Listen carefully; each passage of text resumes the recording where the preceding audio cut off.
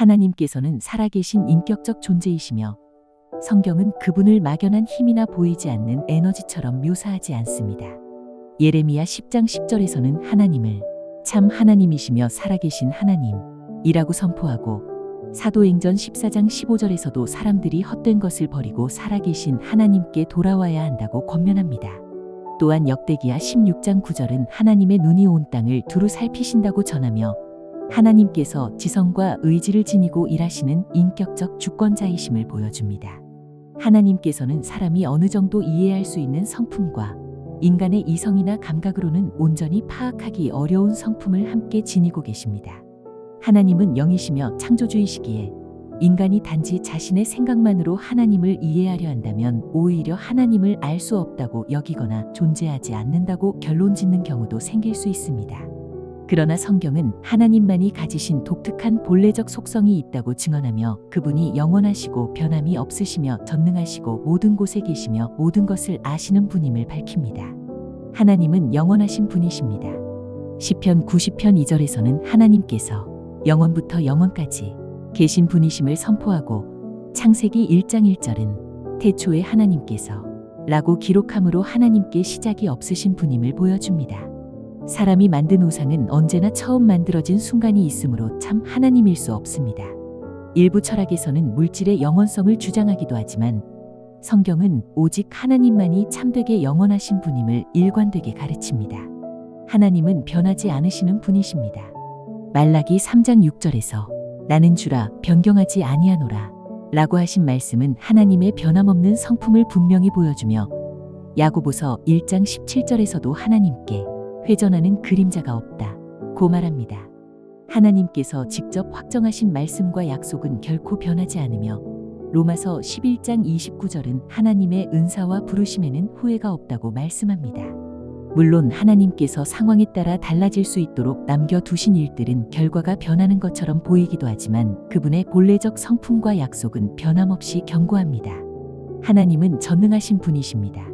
창세기 1장에서 하나님께서 말씀하시니 그대로 이루어지는 장면은 그분의 능력을 잘 보여줍니다.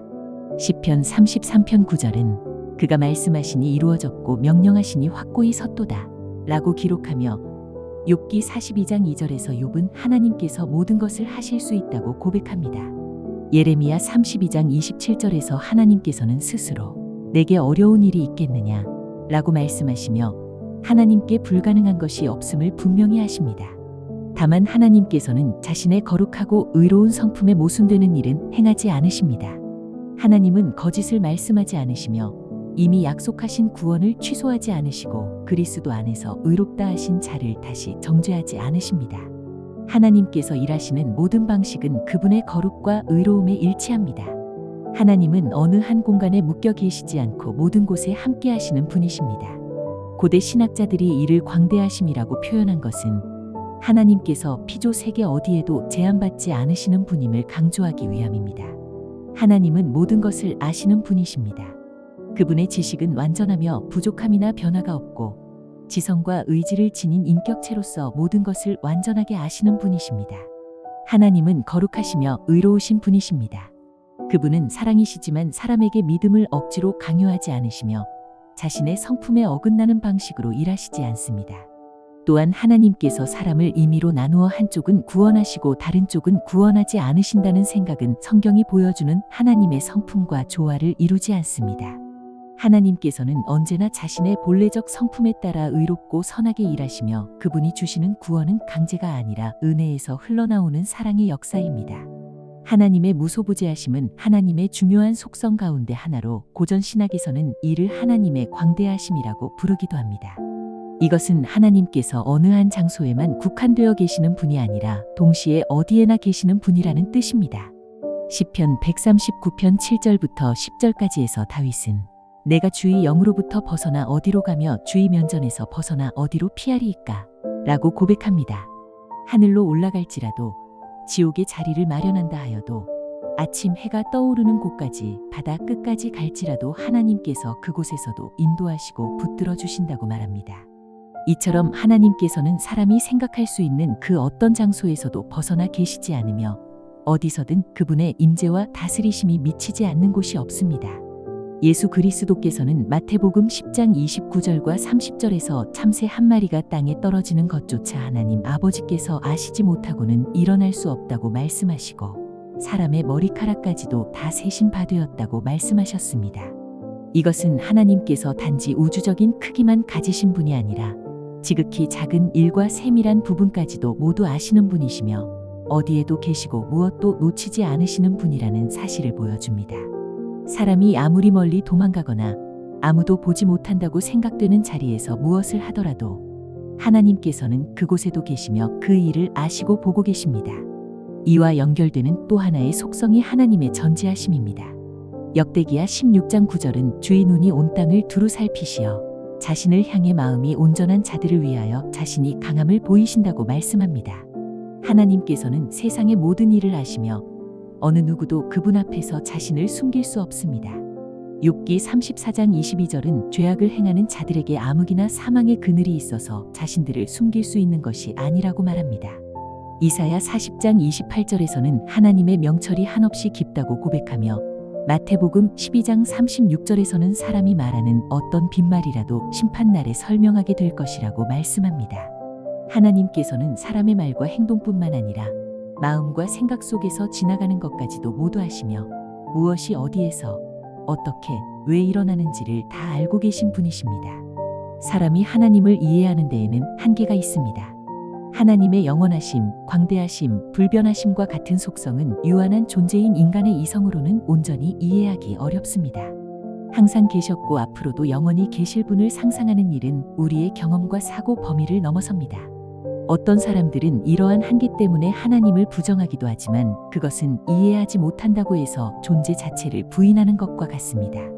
오히려 인간의 유한함과 제한을 인정한다면 자신의 이성으로 다 설명할 수 없는 분이 계시다는 사실을 겸손히 받아들이게 됩니다. 그러나 하나님께서는 모든 속성을 완전히 이해할 수 없는 인간에게도 일정 부분 이해할 수 있는 하나님의 성품들을 알려주십니다. 이를 사람과 나누어 주신 속성들 이라고 부를 수 있는데 하나님께서 인간을 자신의 형상대로 지으셨기 때문에 사람은 아주 제한된 방식으로나마 하나님의 거룩함, 의로움, 자비로우심, 사랑, 신실하심과 같은 성품을 조금씩 이해하고 맛볼 수 있습니다.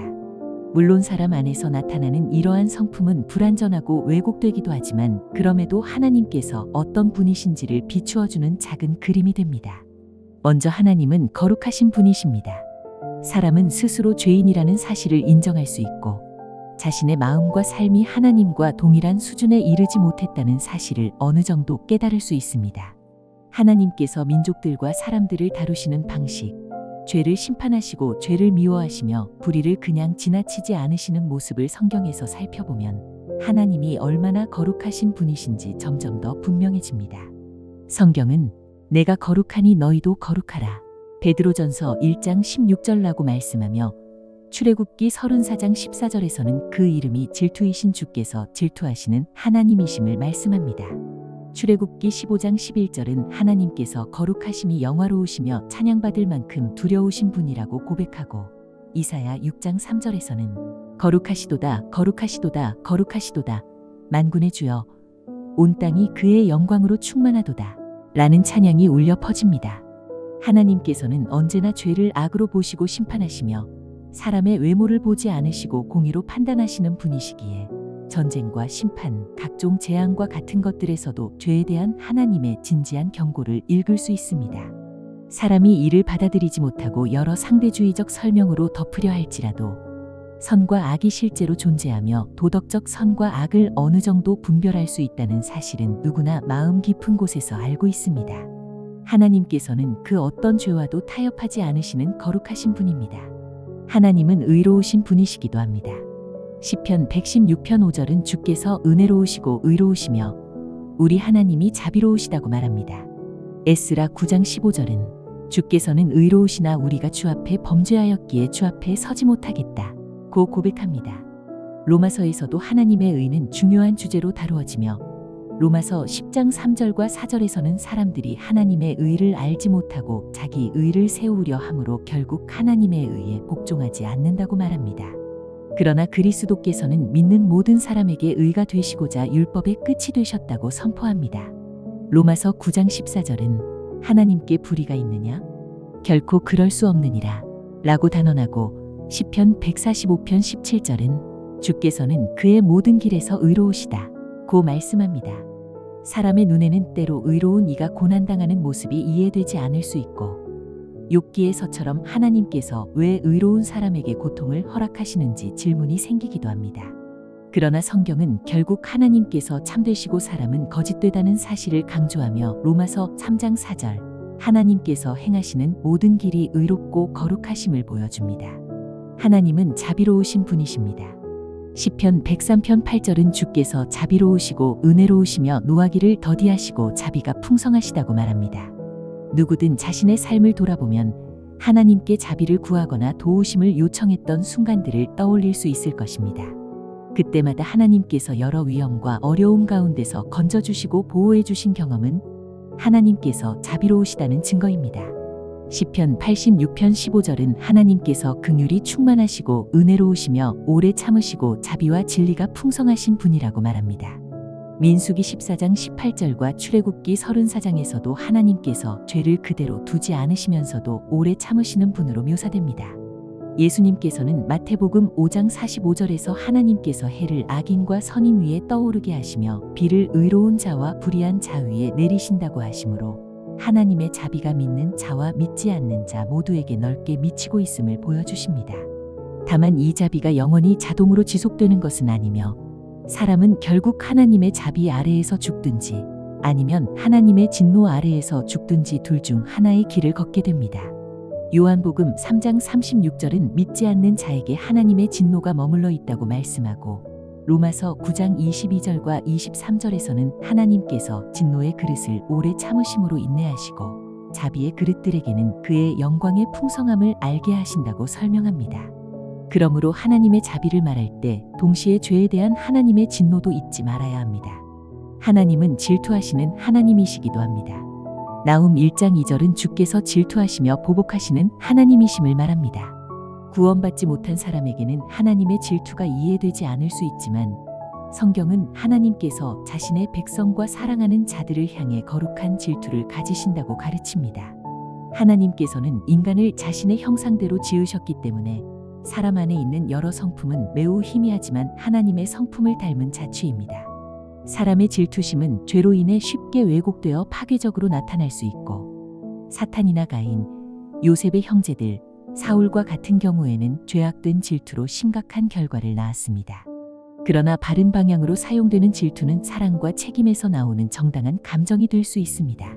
고린도후서 11장 2절에서 사도 바울은 자신이 경건한 질투로 성도들을 향해 질투한다고 말하면서 그들이 그리스도께만 속하기를 바라는 마음을 표현합니다.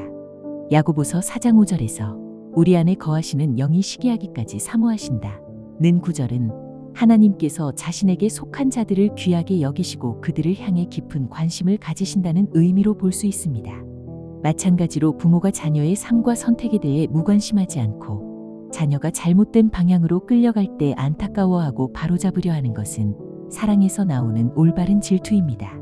여호수아 24장 19절은 하나님께서 거룩하신 하나님이시며 질투하시는 하나님이시라고 말하여 하나님께서 자신의 백성이 우상과 죄를 따르는 것을 용납하지 않으신다는 사실을 경고합니다. 하나님은 사랑이시기도 합니다. 요한일서 4장 8절은 하나님은 사랑이시다 라고 증언합니다. 요한복음 3장 16절은 하나님께서 세상을 이처럼 사랑하셔서 독생자를 주셨다고 말씀하고 요한일서 4장 10절은 우리가 하나님을 사랑한 것이 아니라 하나님께서 우리를 사랑하시고 우리 죄를 위해 화목 제물이 되게 하시려고 아들을 보내셨다고 말합니다. 이 모든 동사는 이미 이루어진 사실을 가리키는 것으로 하나님께서 갈보리 십자가에서 자신의 사랑을 완전히 나타내셨음을 보여줍니다.